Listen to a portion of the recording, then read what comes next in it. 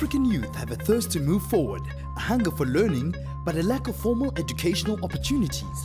The power of digital technology is it can open back doors into creative economic opportunity. Tegan, welcome to Joburg today. What a pleasure to have you with us. Thanks. I'm very excited. I want to know everything about this festival that you're hosting, which runs over 2 weeks. Fak'ugesi, tell us more about this. Fak'ugesi is a creativity and technology festival. It's been running for, this is our third year. Wow. Actually, yeah. So the first year was a bit of a tester, but last year we get better and better every time.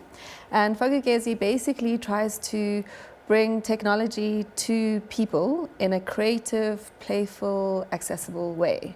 And we also try and focus on the merging of culture and creativity with technology. Yeah, I've seen that in your theme, Afro Tech Riot, that you're highlighting something about promoting African visions of community and spirituality. How do you bring all that into the mix of digital enhancement?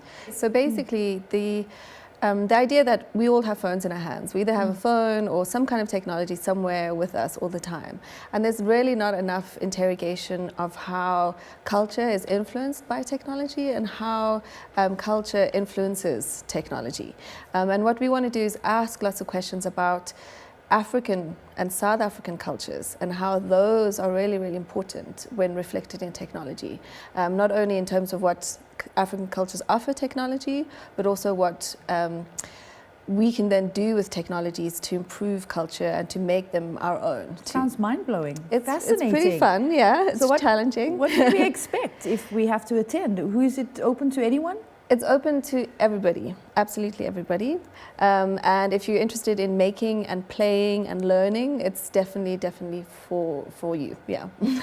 And the participants, tell us about the participants at the festival. Who did you attract? We have these awesome guys called Geek Culture, a group of really, really young black engineers who basically travel around the country educating people around technologies and how to use them.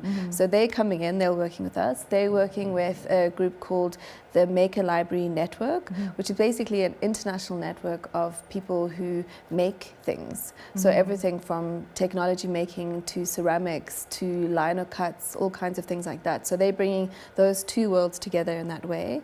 We're working quite a lot with some amazing artists from the UK, also who works primarily in VR.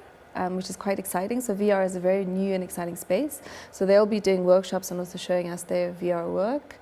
We're working with a great group from Germany called The Constitute, who are pretty much an interactive performance group. And they'll be working with local musicians and local filmmakers. This is a very exciting space in Africa right now. A lot of talk around bridging the digital divide. What would you say is Africa's greatest challenges around that?